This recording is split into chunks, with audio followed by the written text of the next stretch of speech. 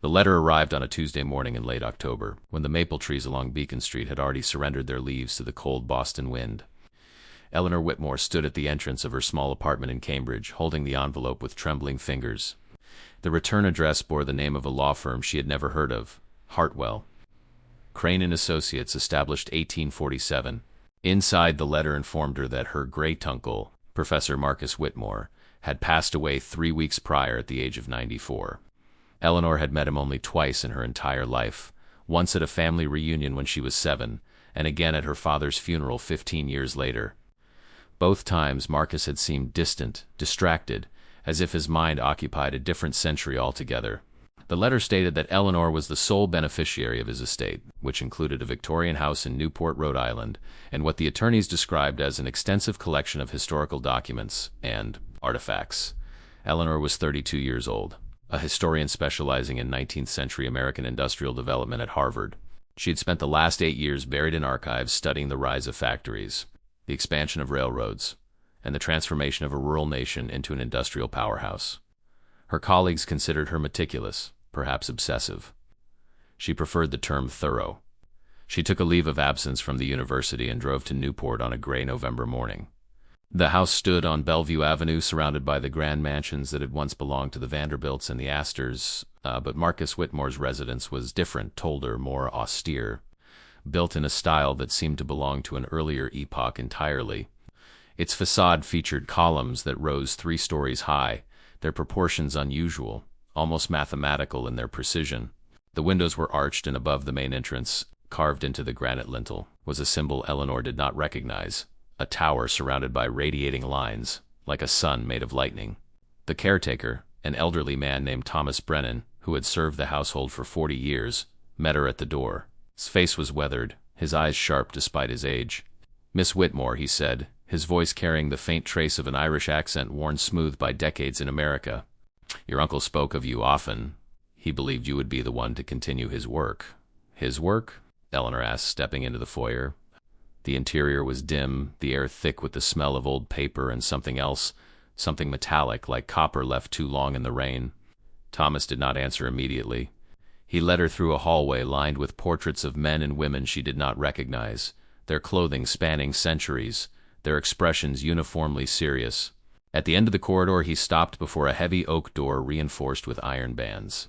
"The professor's study," Thomas said. "Everything you need to understand is in there, but I must warn you. Miss Whitmore, what you find may change everything you believe about history." He handed her an iron key, its surface covered with the same radiating symbols she had seen outside. Then he turned and walked away, leaving her alone in the silence. Eleanor stood before the door for a long moment. She was a rational woman trained in the rigorous methods of academic research. She did not believe in mysteries or conspiracies. She believed in documents, in primary sources, in the slow accumulation of evidence that revealed the past as it actually was. She inserted the key and turned it. The lock clicked open with a sound that seemed to echo through the entire house. The study was vast, far larger than it should have been, given the exterior dimensions of the building. Shelves lined every wall from floor to ceiling, filled with leather-bound volumes, rolled maps, and wooden boxes of varying sizes. In the center of the room stood a massive desk, its surface covered with papers, photographs, and instruments Eleanor could not identify. And behind the desk, mounted on the wall, was a map of the United States unlike any she had ever seen. The map was old, she guessed early 19th century based on the territorial boundaries, but what caught her attention were the markings. Hundreds of small symbols, identical to the one above the entrance, were scattered across the continent. They clustered around cities she recognized: Boston, New York, Philadelphia, Charleston, but also appeared in places that had been wilderness in 1812. The Rocky Mountains, the Great Plains, the Pacific Coast, decades before any European settlement. Below the map, in her uncle's precise handwriting, was a single sentence: "The network was complete by 1812. The silence began in 1816. Eleanor felt her heart rate increase. She was a historian. She knew that in 1812 America was a young nation fighting its second war with Britain. Electricity would not be harnessed for another 70 years. The first power plant would not operate until 1882. And yet here was a map suggesting something impossible, a network of towers spanning the continent. built before the technology to create them supposedly existed. She sat down at the desk and began to read. The first document was a letter dated March 15, 1811, addressed to a man named Ezekiel Whitmore, her ancestor, she realized. The sender was Thomas Jefferson, and the subject was a project called the Great Harmonic Network. My dear Whitmore, Jefferson wrote, the towers along the eastern seaboard are now complete. The resonance tests conducted at Philadelphia confirm what we suspected. The energy can be transmitted across vast distances without wires, without fuel, without any mechanism our current science can explain. The native peoples call it the singing of the earth. Perhaps they understood what we are only now rediscovering. Eleanor read the letter 3 times. Thomas Jefferson, the author of the Declaration of Independence, the founder of the University of Virginia, writing about wireless energy transmission in 1811. It was impossible. It had to be a forgery. But the paper was authentic. She could tell from its texture, its watermark, its age. The handwriting matched samples of Jefferson's correspondence she had studied countless times. And the content, despite its impossible claims, was written in Jefferson's distinctive style, curious, precise, always reaching toward the edge of human knowledge. She spent the next 6 hours going through the documents. There were letters from Benjamin Franklin, dated before his death in 1790, describing experiments with atmospheric electricity that went far beyond his famous kite. There were architectural drawings of towers that looked like nothing she had seen in any archived structures of copper and granite, their proportions based on ratios that seemed almost sacred in their precision. There were photographs, impossible photographs, given their dates, showing men and women standing beside towers that hummed with visible energy, their faces illuminated by a light that had no apparent source. And there were journals, dozens of them spanning 2 centuries, all written by members of the Whitmore family. Generation after generation had dedicated themselves to documenting what they called the old technology, and to understanding why it had been erased. The final journal belonged to Marcus himself. His last entry, written just days before his death, was addressed directly to Eleanor. By now you have seen enough to question everything you were taught. Good. Questions are the beginning of truth. But understand this, what was hidden was not lost by accident. It was taken, deliberately, systematically, completely. The men who built the new order, the order of coal and oil, of wires and meters, of energy bought and sold, they did not merely replace the old technology, they erased it. They burned the libraries, they demolished the towers, they rewrote the textbooks, and they silenced anyone who remembered. Your task, Eleanor, is not to prove that the towers existed. The evidence is overwhelming and it means nothing to those who refuse to see. Your task is to understand why they were destroyed and what we lost when they fell. Begin in New York. The tower at what is now Central Park was the largest on the continent. Some part of it may still remain, buried beneath the earth, waiting to be found. Trust your training, trust your instincts, and trust no one who tells you this is impossible. The impossible is simply what power has not yet permitted us to know. Eleanor closed the journal. Outside, the sun had set, and the study was illuminated only by a single lamp on the desk, a lamp that, she now noticed, had no cord, no visible power source, yet burned with a steady amber light. She was a rational woman. She believed in evidence, in documentation, in the slow work of historical reconstruction. But she was also a Whitmore. And the Whitmores, it seemed, had been keepers of a secret that could reshape everything humanity thought it knew about its own past. She would begin in New York. Check if you were already subscribed to this channel. Stories like this, once stories that reveal what history tried to bury, are shared here every week. Subscribe now so you never miss the truth that others want you to forget. Eleanor arrived in New York City on a cold December morning, the kind of day when the sky hangs low and gray over Manhattan like a ceiling of stone. She had spent the 3 weeks since discovering Marcus's study immersed in research, cross-referencing the documents she had found with official historical records. The discrepancies were everywhere, once she knew what to look for. The official history stated that Central Park was designed in 1857 by Frederick Law Olmsted and Calvert Vaux, built on land that had previously been home to small farms, a few villages, and rocky outcroppings. But Marcus's documents told a different story. They described a structure called the Manhattan Resonance Tower, built in 1794 and standing over 300 feet tall at the center of what would later become the park. The tower had been demolished in 1817, its materials scattered, its foundation buried beneath 15 feet of earth imported from New Jersey. Eleanor had found a single reference to the tower in an obscure 1823 memoir by a Dutch merchant who had visited New York as a young man. He described a great spire of copper and white stone, from which a constant hum could be heard throughout the city, and which illuminated the streets at night without fire or oil. The passage had been dismissed by historians as either poetic exaggeration or evidence of the author's unreliable memory. Now Eleanor wondered if it was neither. She had arranged to meet a contact at the New York Public Library, a former colleague named David Chun, who now worked in the library's Rare Documents division. David was meticulous, skeptical, and deeply knowledgeable about the gaps and silences in the archival record. He was also one of the few people Eleanor trusted to take her questions seriously without immediately dismissing them as fantasy. They met in a reading room on the third floor, surrounded by the smell of old paper and the quiet rustle of researchers turning pages. David was a thin man in his 40s, with wire-rimmed glasses and the permanent squint of someone who had spent too many years reading faded handwriting in insufficient light. "You look like you haven't slept in a week," David said as Eleanor sat down across from him. 3 weeks, she corrected. "I've been going through my uncle's papers." "David, I need to ask you something, and I need you to take it seriously." He leaned back in his chair, studying her face. "You're one of the most rigorous historians I know. If you're asking me to take something seriously, I'm listening." Eleanor hesitated. She had rehearsed this conversation a dozen times, trying to find words that would convey the magnitude of what she had discovered without making her sound deranged. "What do you know about the original structures on the land that became Central Park?" she asked. David frowned. "Not much to know. A few farms, a village called Seneca Village that was demolished for the park construction. Some rocky terrain. Why? Have you ever come across any references to a tower?" A large structure, possibly made of copper and stone, standing in that area before 1817? David's frown deepened. "No, nothing like that. A tower that size would be in every record. There would be drawings, maps, property documents." He paused. "Eleanor, what is this about?" She reached into her bag and pulled out a folder containing photocopies of the most compelling documents from Marcus's collection. She handed them to David without speaking. He read in silence for nearly 20 minutes. His expression shifted gradually from skepticism to confusion to something that looked almost like fear. "Where did you get these?" he asked finally. "My great-uncle's estate. He spent his entire life collecting them." David set the papers down carefully, as if they might burn his fingers. "The Jefferson letter alone, if it's authentic, would be the most significant historical discovery in decades. The implications... He shook his head. "Eleanor, this would overturn everything we think we know about early American technology.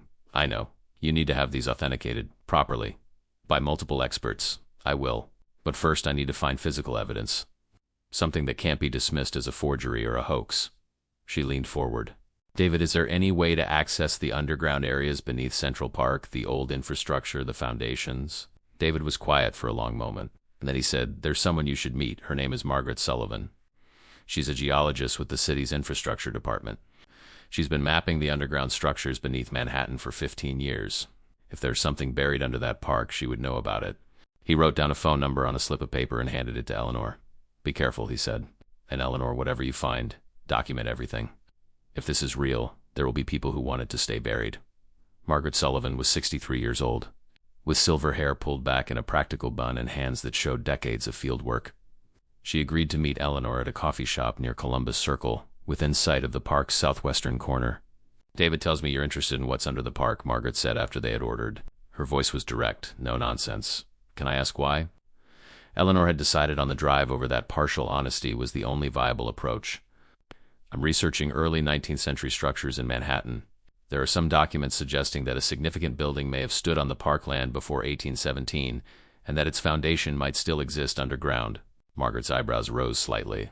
"Before 1817? There's nothing in our surveys that goes back that far.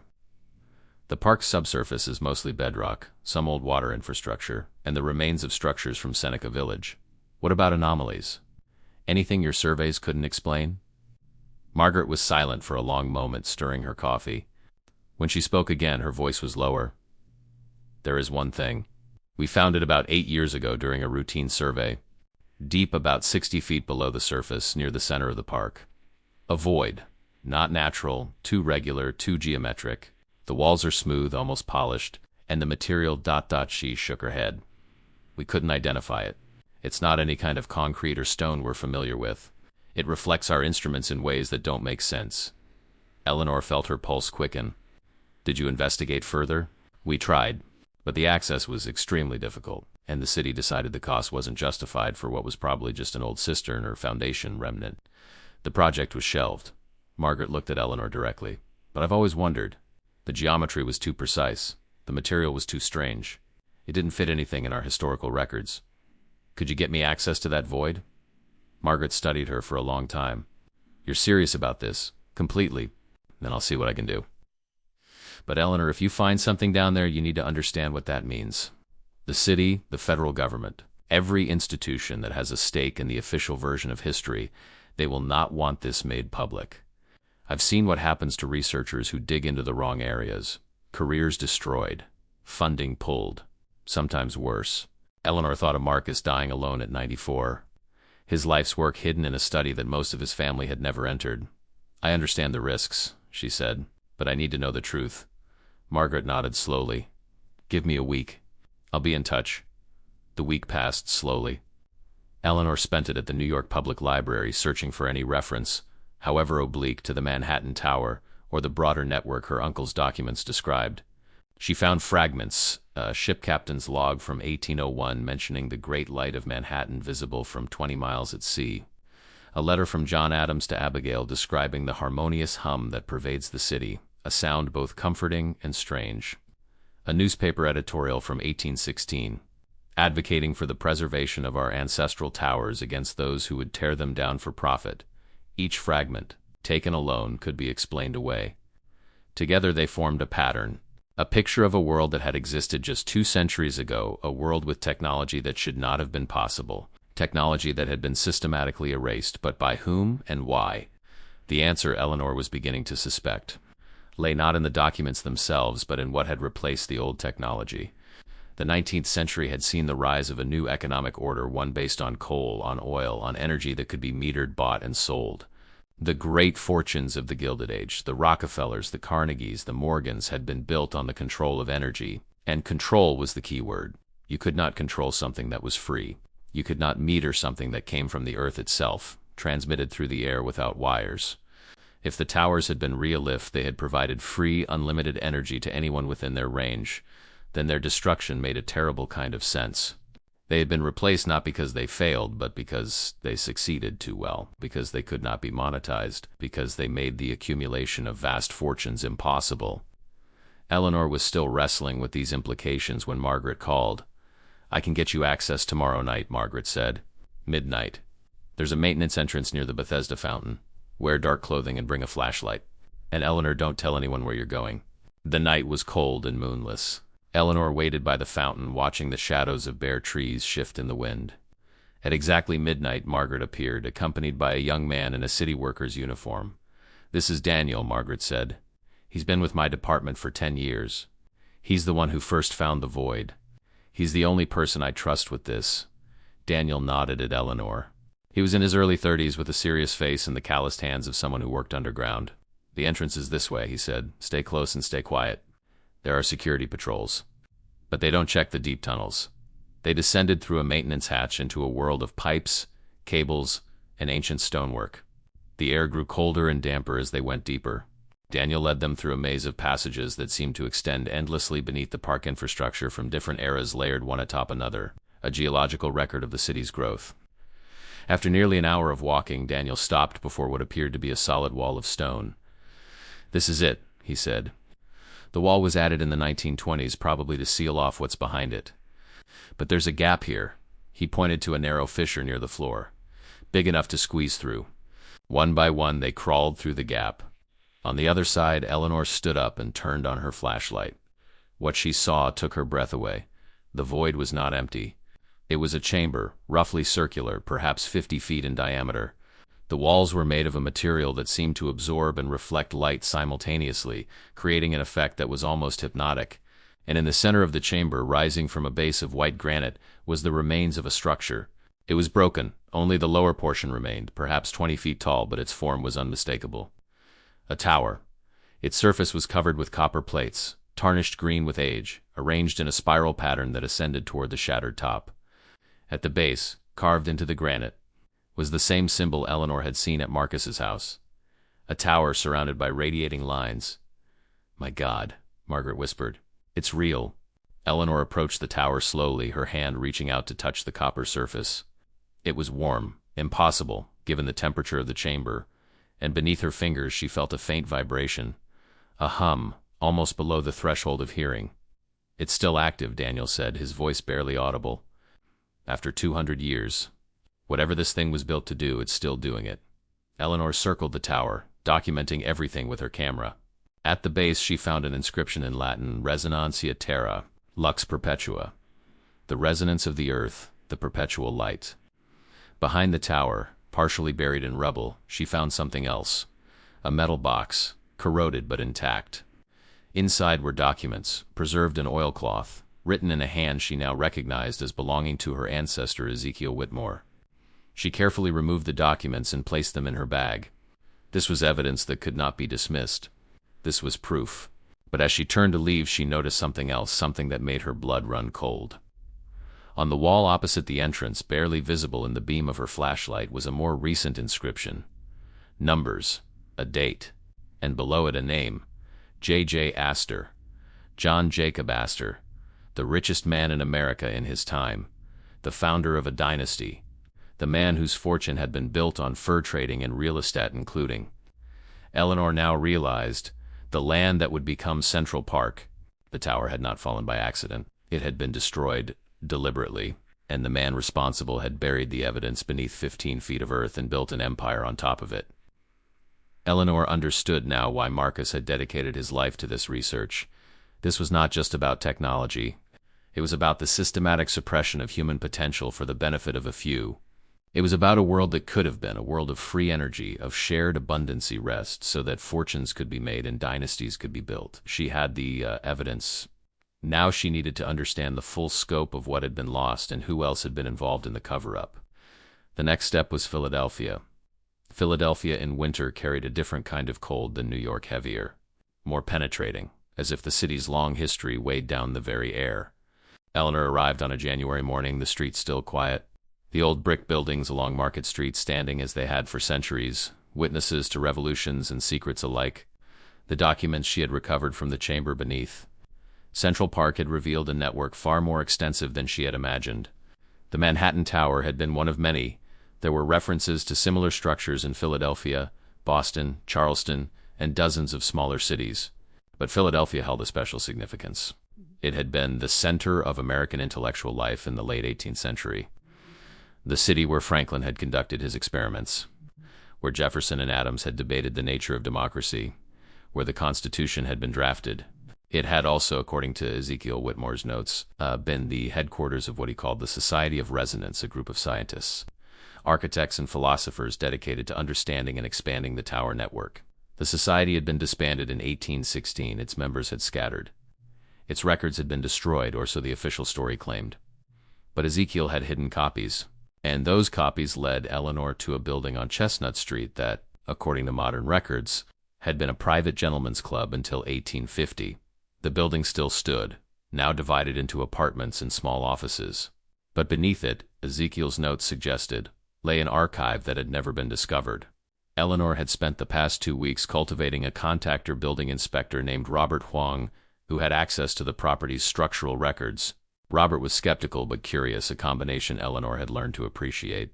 Skeptics who were willing to look at evidence were far more valuable than true believers who needed no proof. They met at a cafe near Independence Hall. Robert was a stocky man in his 50s, with graying hair and the methodical manner of someone who had spent his career measuring, calculating, and documenting. "I pulled the records you asked for," he said, sliding a folder across the table. "The building on Chestnut Street. There's definitely something strange about the foundation." Eleanor opened the folder and studied the blueprints. The building's official records dated from 1823, but the foundation showed characteristics of much earlier construction, different materials, different techniques. "Look at this," Robert said, pointing to a section of the blueprint. "The basement is shown as 12 feet deep. But when I checked the ground-penetrating radar surveys from the last renovation, the readings suggest the actual depth is closer to 40 feet. There's something under that basement that isn't on any official record. Can you get me access?" Robert hesitated. "The building is privately owned. I could lose my job if this goes wrong, I understand. But Robert, what if what's down there changes everything we think we know about American history, about technology, about the way power has been concentrated and controlled for 2 centuries? Robert was quiet for a long moment. Then he said, "My grandfather used to tell stories about the old days when his grandfather was young. He said there were towers in Philadelphia that made the night bright as day. He said the rich men tore them down because they couldn't figure out how to charge people for the light." He shook his head. "I always thought it was just an old man's fantasy. But the more I looked at those records, the more I wondered." He reached into his pocket and pulled out a key. "The basement entrance is on the south side of the building. The current tenants don't use it. They think it's just a storage room. But there's a door in the back that doesn't match any of the floor plans. If there's something underneath, that's where you'll find it." Eleanor took the key. "Thank you, Robert. I'll be careful. I hope so. Whatever's down there, it's been hidden for a reason." The basement of the building on Chestnut Street was exactly as Robert had described. A cluttered storage room filled with decades of accumulated debris. Eleanor moved through it methodically, searching for the door he had mentioned. She found it behind a stack of old furniture, heavy iron door, its surface covered with the same radiating symbol she had seen in Newport, New York. The key Robert had given her fit the lock perfectly. Beyond the door, a stone staircase descended into darkness. Eleanor activated her flashlight and began the descent, counting the steps. 32. 40 feet, just as Robert had said. At the bottom, she found herself in a corridor lined with shelves. And on those shelves, preserved in the dry, cool air of the underground chamber, were books. Hundreds of them, thousands, an entire library hidden beneath the streets of Philadelphia for 2 centuries. Eleanor walked slowly along the corridor, her flashlight illuminating titles in Latin, French, German, English, scientific treatises, architectural plans, philosophical texts, correspondence between names she recognized: Franklin, Jefferson, Rittenhouse, Priestley, and names she did not. At the end of the corridor, she found a reading room, its furniture preserved beneath dust covers. On the central table lay a single volume, bound in leather, with no title on its spine. Eleanor sat down and opened it.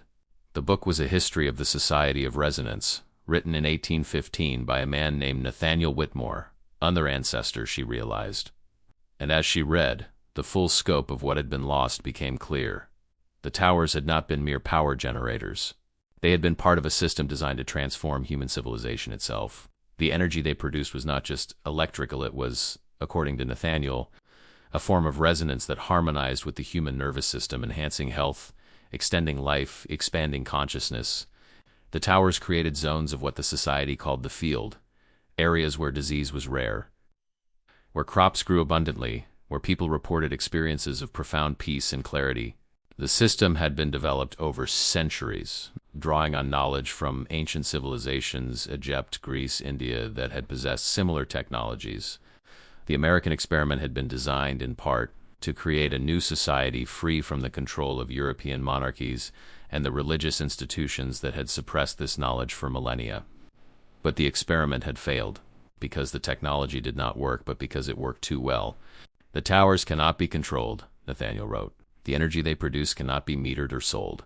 Any attempt to monopolize it fails. The field extends equally to all within its range, without distinction of wealth or station. For those who seek to accumulate power through the control of resources, this is intolerable. The towers represent a world in which the great fortunes cannot exist, in which the mechanisms of control dissolve like morning mist." The opposition had come from an alliance of European banking families and American merchants who saw the towers as a threat to their emerging empires.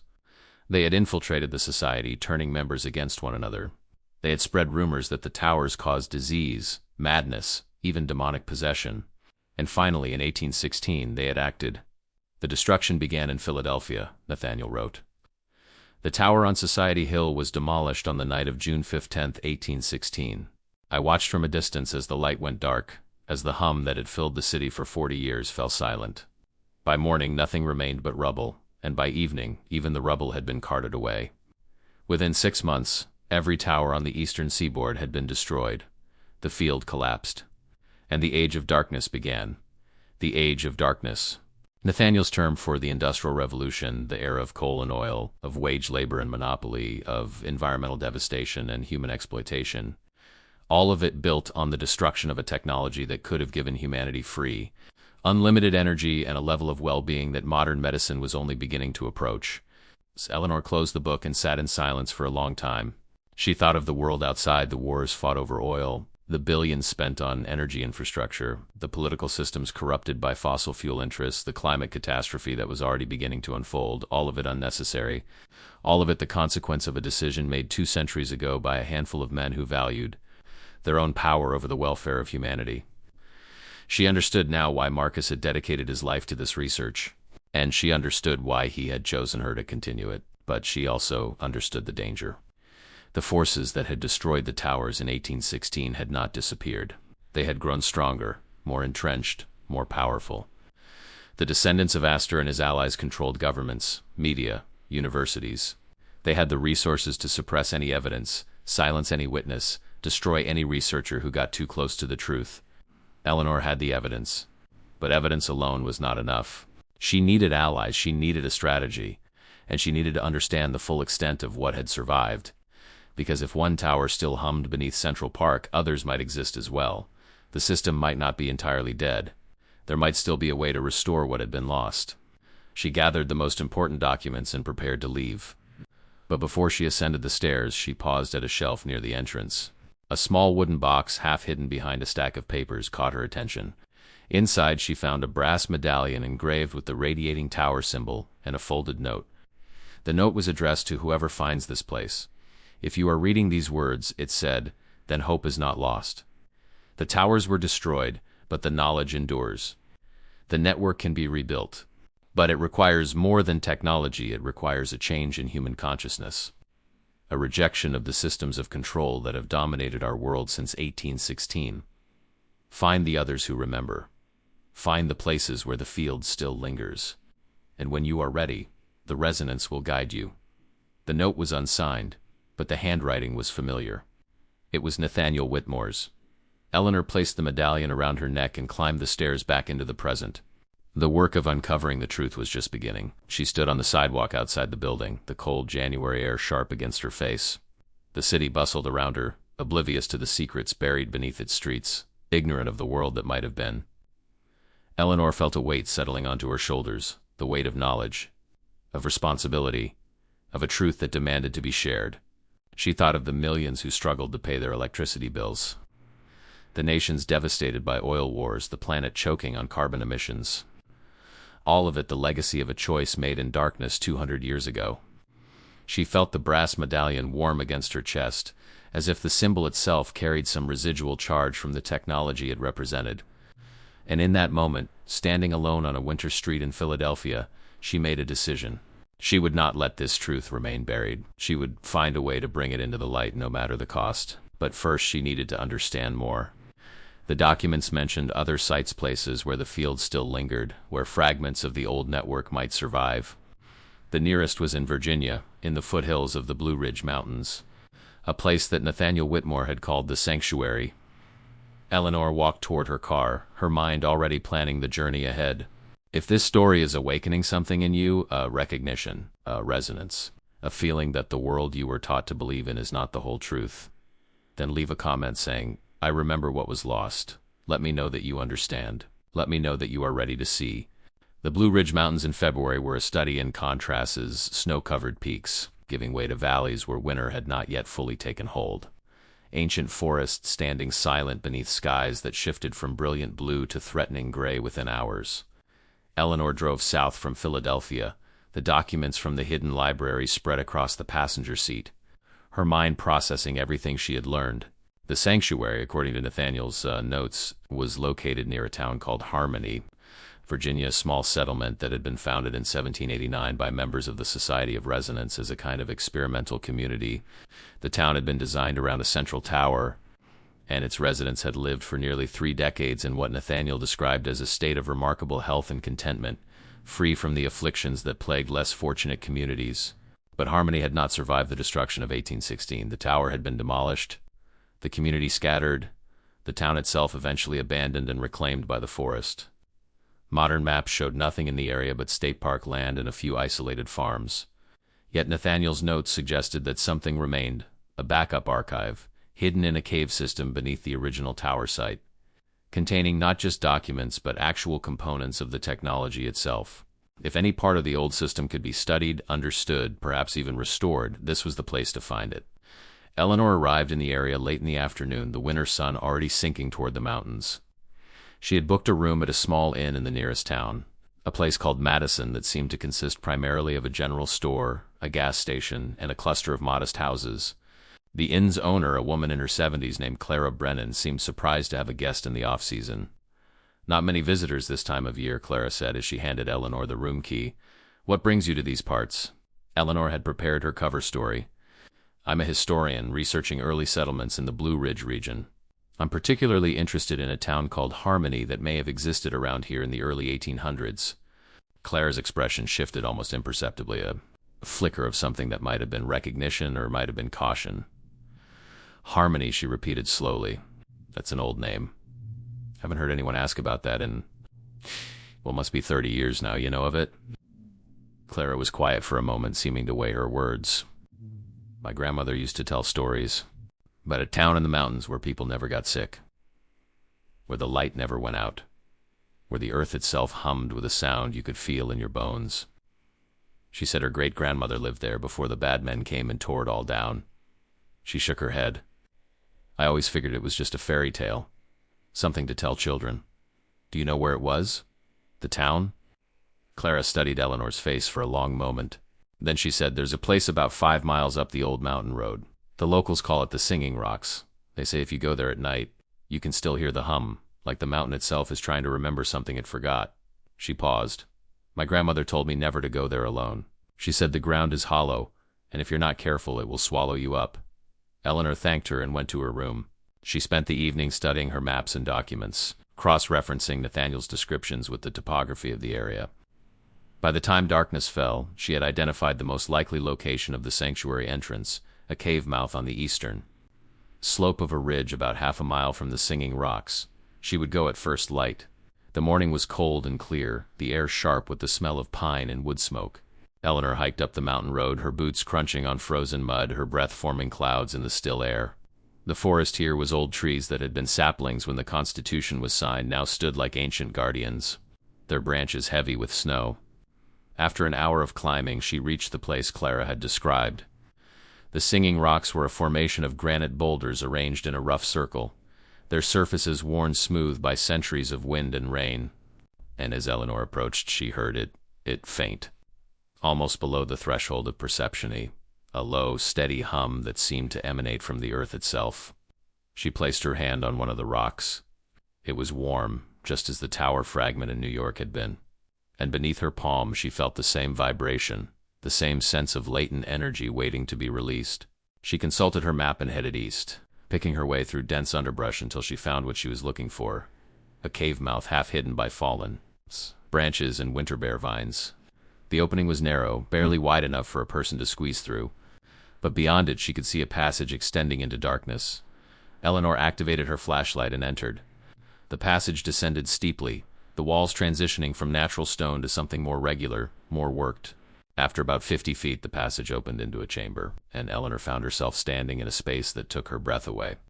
The chamber was vast, she estimated at least 100 feet in diameter, and its walls were lined with copper plates arranged in complex geometric patterns. In the center stood the base of what had once been a tower, its upper portion long since destroyed, but its foundation intact. And surrounding the base, arranged on stone pedestals, were objects that looked like nothing Eleanor had ever seen. They were crystalline structures, roughly spherical, ranging in size from a few inches to nearly 2 feet in diameter. Each one glowed with a faint, pulsing light blues and greens and golds that shifted and flowed like living things. And from each one emanated a tone, a note, that combined with the others to create a harmony that filled the chamber with sound. This was not a dead archive. This was a living system, still functioning after 2 centuries of abandonment. Eleanor moved through the chamber slowly, documenting everything with her camera. Near the tower base, she found a stone table covered with object stools, instruments, and what appeared to be a control mechanism of some kind, a complex arrangement of levers and crystals mounted on a frame of copper and brass. And beside the table she found a body. It was a skeleton, dressed in the rotted remains of early 19th century clothing, seated in a chair as if the person had simply sat down and never gotten up again. On the table before the skeleton lay an open journal, its pages remarkably well preserved in the dry air of the chamber. Eleanor picked up the journal with trembling hands. The handwriting was familiar, Annual Whitmore's. October 15th, 1817, the final entry read, "They have found me. I can hear them above, searching the forest for the entrance I have hidden so carefully. They will not find it. The resonance field disrupts their instruments, confuses their senses. But I know they will not stop. They will return with more men, more machines, more determination. I have done what I can. The core components are hidden here, protected by the field. The documents are preserved. The knowledge will survive, even if I do not. To whoever reads these words, do not grieve for me. I have lived a full life, and I die knowing that I have preserved something precious for future generations. The towers can be rebuilt, the field can be restored, but it will require people of courage and vision, people willing to challenge the systems of control that have grown so powerful in my absence. I believe such people will come. I believe humanity is capable of choosing a different path. And I believe that when the time is right, the resonance will guide them to this place. May you hear what history is silenced. May you see what power is hidden. May you restore what was taken from us all." Eleanor stood in the chamber for a long time, surrounded by the gentle glow of the crystals and the harmonic tones of a technology 2 centuries old. She thought of Nathaniel, dying alone in this hidden sanctuary, sustained by faith in a future he would never see. And she thought of all the people who had suffered in the 200 years since, the generations who had lived without knowing what was possible, who had accepted scarcity and struggle as the natural order of things, who had never suspected that the world could be different. She made a decision. The evidence she had gathered, the documents, the photographs, the recordings, was not enough. She needed to bring people here. Scientists, engineers, journalists, people who could study the technology, understand how it worked, and help her find a way to bring it back into the world. But she also knew the risks. The forces that had destroyed the towers in 1816 were still active, still powerful, still willing to do whatever was necessary to protect their interests. She would need to be careful. She would need to find allies she could trust, and she would need to move quickly, before whoever had killed Nathaniel or their descendants discovered what she had found. She photographed the skeleton, the journal, and every object in the chamber. She recorded the sounds of the crystals. She took measurements, made sketches, documented everything she could. Then, as she was preparing to leave, she noticed something she had missed before. Small drawer in the base of the stone table, almost invisible in the dim light. Inside, she found a metal cylinder sealed with wax. She opened it carefully and extracted a rolled document. It was a map. Not a map of the eastern United States as she had expected. A map of the entire world. And marked on it, in the same radiating symbol she had seen everywhere else, were locations. Hundreds of them, on every continent, in every climate. Sites where towers had once stood, where the field had once flowed. The network had been global, and according to the notations on the map, some of those sites might still be active. Eleanor rolled up the map and placed it carefully in her bag. She'd come to Virginia looking for evidence of a forgotten technology. She'd found something far more significant, proof that the towers had not been a local phenomenon limited to the American experiment. They had been part of a worldwide system, a planetary network of energy and consciousness that had been deliberately destroyed. The suppression had not been carried out by a few wealthy Americans. It had been a coordinated global effort involving powers and institutions across multiple continents. The scale of the conspiracy was almost beyond comprehension, but so was the scale of what might be recovered. Eleanor climbed out of the chamber and back into the winter sunlight. Of random nations and competing interests, but as a single organism, wounded and fragmented, capable of healing if only the old connections could be restored. She had work to do. The weeks following Eleanor's discovery in Virginia were a blur of activity. She reached out to trusted colleagues, carefully sharing fragments of her evidence with those she believed would be open to considering its implications. The responses varied. Some were skeptical, some were intrigued, a few were frightened, but a core group of researchers began to coalesce around her work. They called themselves the Resonance Project. The group included David Chun, who had helped her gain access to the Central Park Chamber, Margaret Sullivan, who provided expertise in underground structures and geological surveys, Robert Huang, whose knowledge of building infrastructure had proven invaluable, and several new members, a physicist from MIT named Sarah Kim, who specialized in energy transmission, a historian from Princeton named James Okonkwo, who had independently discovered references to the towers in African archives, and a journalist named Maria Santos, who had been investigating the influence of energy companies on government policy. They met in secure locations, communicated through encrypted channels, and shared their findings with painstaking care. Slowly, a picture emerged of a technology that was far more sophisticated than any of them had imagined. The towers had not simply generated electricity. They had tapped into what Sarah Kim called the planetary resonance field, a natural energy system created by the interaction of the Earth's core, its magnetic field, and the electrical activity of the atmosphere. The towers had been designed to amplify and distribute this energy, creating a network that could provide unlimited clean power to anyone within range. But the technology had also had effects beyond mere energy provision.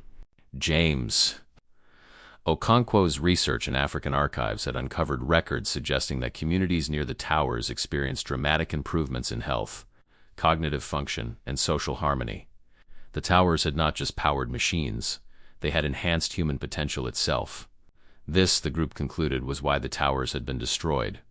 Not because the technology failed, but because it succeeded in ways that threatened the entire structure of social and economic control that had been developing. In the early 19th century, free energy could not be monetized. Enhanced health could not be profited from. Social harmony could not be exploited. The towers represented a future in which the mechanisms of power and accumulation would become obsolete. The forces that had destroyed them had understood this, and they had acted accordingly. As the Resonance Project's work progressed, so did the opposition. It began subtly. David Chun was denied a grant he had been all but guaranteed. Margaret Sullivan's surveys were suddenly subjected to new regulatory scrutiny. Robert Huang was transferred to a different department, one with no access to historical building records. Then the attacks became more direct. Maria Santos's apartment was broken into, her computer and files stolen. Sarah Kim received anonymous threats, warning her to abandon her research. James Okonkwo was placed under investigation by his university for academic misconduct, charges that were transparently fabricated, but devastating to his career nonetheless. Eleanor herself was followed. She noticed the same black sedan appearing behind her on different routes, the same faces watching her from across coffee shops and hotel lobbies. Her email was hacked, her phone conversations monitored. She changed her routines constantly, never sleeping in the same place twice, never sharing her full itinerary with anyone. The pressure was relentless, professional, and clearly coordinated. Someone with vast resources was determined to stop them. One evening in early April, Eleanor received a message through her encrypted channel. The sender was unknown, but the content was unmistakable. "We know what you have found. We know what you are planning. You do not understand what you're dealing with. The towers were not suppressed to protect profits. They were suppressed to protect humanity. The technology is dangerous. The field destabilizes consciousness. The resonance drives men mad. Stop your research now, or we will stop it for you." Eleanor showed the message to her colleagues at their next meeting. The reactions were mixed. "It's a scare tactic," Maria said. "Classic disinformation. Make us doubt ourselves, question our findings, give up out of fear. But what if there's something to it?" James asked. "We've assumed the towers were purely beneficial. What if there were side effects we don't understand?" "The historical records don't support that," Eleanor replied. "Every account we've found describes the tower communities as healthy, peaceful, thriving. If there were negative effects, someone would have documented them. Unless the negative effects took longer to manifest," Sarah said quietly. "Unless the people who experienced them didn't survive to write about it." The room fell silent. It was a possibility none of them had fully considered. The technology was 2 centuries old, developed by people whose understanding of physics and biology was primitive by modern standards. What if they had created something more powerful than they could control? "There's only one way to find out," Eleanor said finally. "We need to study the technology itself. Not just the documents, not just the archaeological remains. The actual functioning components." She paused. "The chamber in Virginia is still active. The crystals are still functioning. If we can analyze them, understand how they work, we can determine whether the warnings are legitimate or just another attempt at suppression. That's assuming we can get access without being arrested or worse," David said. "I've been thinking about that," Eleanor replied. "We need resources we don't have, expertise we can't access through normal channels, protection we can't provide for ourselves." She took a deep breath. "I think it's time to go public." The suggestion sparked immediate debate. Going public would bring attention to their work, but it would also expose them to increased danger. The forces opposing them had demonstrated their willingness to destroy careers and threaten lives. What would they do when confronted with a public campaign to reveal the truth? But Eleanor had thought this through. The opposition's power lay in secrecy. They operated in shadows through proxies, using methods that could not be traced or proven. A public revelation would force them into the light. It would create witnesses, generate documentation, establish a record that could not be easily erased. They've spent 2 centuries making sure no one asks the right questions, Eleanor said. The best way to fight back is to make sure everyone starts asking them. The group voted. The decision was unanimous. They would go public. Maria Santos had contacts at several major news organizations. But she knew that a story this significant and this controversial would face enormous resistance from editors and publishers. They needed an approach that would be difficult to suppress. The solution came from an unexpected source. Sarah Chima's brother worked for a technology platform that had recently developed a reputation for hosting content that mainstream media refused to cover. The platform had millions of users and a culture of skepticism toward official narratives. They prepared a documentary, over 3 weeks working in secret locations. They assembled their evidence, the documents, the photographs, the recordings from the Virginia chamber, the testimonies of witnesses who had experienced the opposition's intimidation. They interviewed experts who were willing to speak on camera, including a former energy industry executive who had heard rumors of legacy suppression programs designed to prevent certain technologies from reaching the public. The documentary was titled The Towers That History Forgot. They released it on a Friday evening in late April, timing the launch to coincide with a weekend when news cycles were slow and people were more likely to engage with longer content. Within hours, it had been viewed 1 million times. By Sunday morning, it had gone viral. The response was explosive. Supporters emerged from unexpected quarters researchers who had encountered similar evidence in their own work, descendants of families who had preserved fragments of the tower knowledge, ordinary people who felt a deep resonance with the story and wanted to learn more, but the opposition responded as well. Within days, a coordinated campaign of discrediting was underway. Fact-checking organizations declared the documentary a hoax. Citing anonymous experts who claimed the evidence was fabricated, social media platforms began restricting its reach. Citing community guidelines violations, news outlets ran stories questioning Eleanor's credentials, her mental stability, her motives, and then the physical attacks began. Maria Santos was struck by a car while crossing a street in New York. She survived but was hospitalized for weeks with broken bones and internal injuries. The driver was never identified. David Chun's laboratory at the library was destroyed in a fire that investigators ruled accidental. Years of research, irreplaceable documents, all reduced to ash. James Okonkwo received a package containing photographs of his children, taken without their knowledge, with a single word written on the back: stop. Eleanor herself narrowly escaped an attempt on her life when her car's brakes failed on a mountain road. She managed to steer into a snowbank, escaping with minor injuries, but the message was clear. The opposition would stop at nothing. But something else was happening, something the opposition had not anticipated. For every researcher they silenced, 2 more came forward. For every piece of evidence they destroyed, 3 more surfaced. The documentary had awakened a global network of people who had been waiting, often without knowing it, for permission to speak about what they had seen, what they had found, what they believed. The tower knowledge had not been completely erased.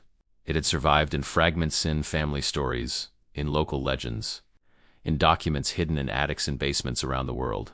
And now those fragments were coming together, assembling themselves into a picture that was becoming harder and harder to deny. Eleanor realized that they had reached a turning point. The opposition could continue their attacks, but they could no longer stop the truth from spreading. Too many people knew. Too many people were asking questions. The dam had broken. The question now was not whether the towers had existed, but whether their technology could be recovered. And for that, Eleanor needed to return to the sanctuary. The journey back to Virginia was different from Eleanor's first visit. This time she was not alone. A team of 12 researchers accompanied her: physicists, engineers, historians, and medical professionals, each bringing expertise essential to understanding and potentially activating the technology they had discovered. Sarah Kim led the technical analysis, her instruments capable of measuring energy fields and frequencies that had been unknown in Nathaniel Whitmore's time. James Okonkwo provided historical context, his research having uncovered similar sites in West Africa and South America that might be connected to the Virginia sanctuary. A biomedical researcher named Rebecca Torres had been brought in to study the potential health effects of the resonance field. They traveled in separate vehicles, taking different routes, communicating only through encrypted channels. The opposition's attacks had made them cautious, but they had not made them afraid. If anything, the violence had strengthened their resolve. Eleanor had spent the week since the documentary's release studying the global map she had found in the sanctuary. The pattern was becoming clearer. The towers had not been randomly placed. They had been positioned at specific points on the Earth's surface nodes in what appeared to be a planetary energy grid. The Virginia sanctuary was one such node. And according to her calculations, if the Virginia site could be fully activated, it might be possible to restore connections to other nodes around the world. The implications were extraordinary. Not just free energy for a single region, but the potential restoration of a global network that could transform human civilization. The team arrived at the sanctuary in the early morning, the spring sun filtering through the forest canopy, casting patterns of light and shadow on the forest floor. The entrance to the chamber was just as Eleanor had left it, the passage descending into darkness, the crystalline glow waiting below. One by one they entered. The chamber's effect on the researchers was immediate and profound. Sarah Kim's instruments registered energy readings that exceeded anything she had seen in her career. Rebecca Torres noted that her heart rate had slowed, her breathing deepened, her usual anxious tension dissolving into a calm she could not explain. Even the most skeptical members of the team found themselves affected by the atmosphere, a sense of peace and clarity that seemed to emanate from the very walls. They set up their equipment carefully, mindful that they were working with technology they did not fully understand. Sarah began analyzing the crystalline spheres, searching for clues to their operating principles. James documented the inscriptions on the walls, matching them with symbols he had found in African archives. Rebecca took physiological measurements from each team member, tracking the effects of the field on human biology. Eleanor focused on the control mechanism beside the tower base, the arrangement of levers and crystals that Nathaniel had been working on when he died. She had studied his journals extensively, and she believed she understood the basic principles. The mechanism was not a power source. The power came from the Earth itself, channeled through the tower's foundation. The mechanism was a tuner, adjusting the frequency and direction of the field. If she could operate it correctly, she might be able to increase the field's strength, extending its reach beyond the immediate chamber. And if the other sites on the global map were still functional, even partially, the increased field might be enough to establish connections. "I'm going to try something," she announced to the team. "Everyone stand back from the central platform." She approached the control mechanism and placed her hands on the crystal-studded levers. They were warm beneath her fingers, humming with latent energy. She closed her eyes and tried to feel the resonance, to sense the frequency that the system wanted. And then, guided by something she could not name, instinct, intuition, or perhaps the residual knowledge of her ancestors, she began to adjust the controls. The effect was immediate. The crystals throughout the chamber brightened, their glow intensifying from faint luminescence to brilliant radiance. The harmonic tones rose in pitch and volume, becoming a chord that filled the entire space with sound. The air itself seemed to thicken, charged with energy that made the hair on Eleanor's arms stand on end. And then something unprecedented happened. The walls of the chamber began to display images, not projections, but something more like memories being played back through the copper plates themselves. Eleanor saw towers rising across a green landscape, their surfaces gleaming in sunlight. She saw cities without smoke or smog, powered by energy that flowed invisibly through the air. She saw people healthy, vibrant, their faces reflecting a contentment that seemed almost foreign to modern eyes. And she saw the destruction, the towers falling one by one across a continent, across a world. The lights going dark, the field collapsing, the silence descending. The images faded, but the energy remained. Sarah's instruments showed readings that were off every scale she had.